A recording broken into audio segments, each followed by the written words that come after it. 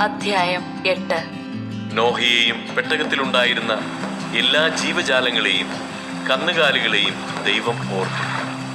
അവിടുന്ന് ഭൂമിയിൽ കാറ്റുവീശി, വെള്ളം ഇറങ്ങി, അഗാധങ്ങളിലെ ഉറവകൾ നിലച്ചു, ആകാശത്തിന്റെ ജാലകങ്ങൾ അടഞ്ഞു, മഴ നിലയ്ക്കുകയും ചെയ്തു.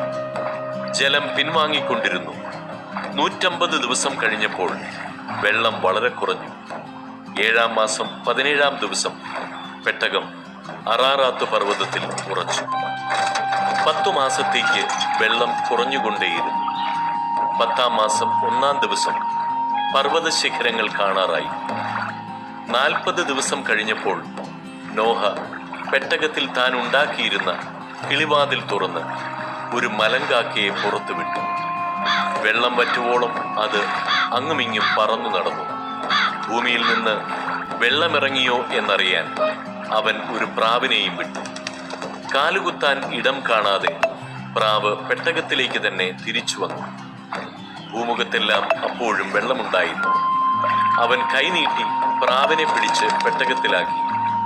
7 ദിവസം കൂടി കാത്തിട്ട് വീണ്ടും അവൻ പ്രാവിനെ പെട്ടകത്തിന് പുറത്തുവിട്ടു. വൈകുന്നേരമായപ്പോൾ പ്രാവ് തിരിച്ചു വന്നു. കൊത്തിയെടുത്ത ഒരു ഒലിവില അതിന്റെ ചുണ്ടിലുണ്ടായിരുന്നു. വെള്ളമിറങ്ങിയെന്ന് നോഹയ്ക്ക് മനസ്സിലായി.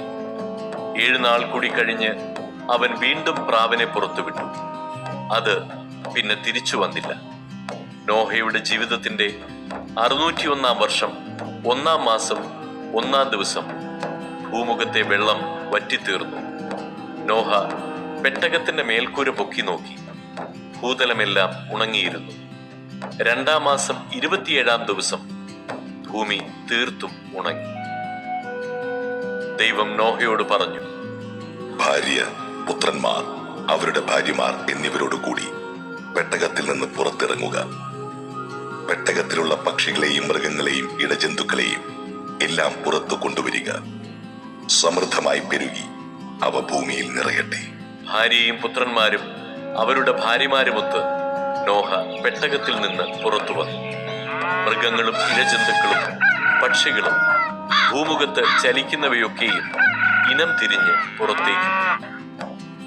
നോഹ കർത്താവിന് ഒരു ബലിപീഠം നിർമ്മിച്ചു. ശുദ്ധിയുള്ള എല്ലാ മൃഗങ്ങളിലും പക്ഷികളിലും നിന്ന് അവൻ അവിടുത്തേക്ക് ഒരു ദഹന ബലി അർപ്പിച്ചു.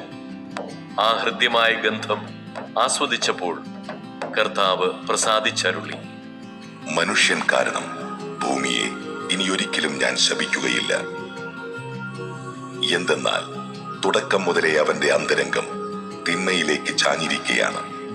ഇപ്പോൾ ചെയ്തതുപോലെ ജീവജാലങ്ങളെയെല്ലാം ഇനിയൊരിക്കലും ഞാൻ നശിപ്പിക്കുകയില്ല.